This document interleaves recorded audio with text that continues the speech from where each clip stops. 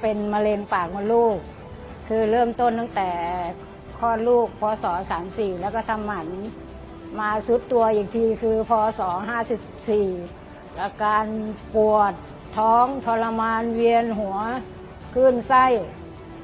เลือดออกมาเยอะลูกก็เลยพาไปตรวจสุขภาพศูนย์มะเร็งก็เลยบอกว่าป้าเป็นมะเร็งแล้วนะแล้วป้าก็บอกว่าเป็นก็เป็นถ้าผ่าตัดให้ป้าก็ผ่าตัดไปเถอะหลังผ่าตัด2 เดือนก่อนที่จะเจอเซนิตินปวดมดลูกแล้วก็เหนื่อยหอบทานข้าวได้น้อยคือสภาพร่างกายในตอนนั้นคือตัวเองจะเอาชีวิตไม่รอดแล้วจนบอกลูกบอกว่าถ้าแม่ตาย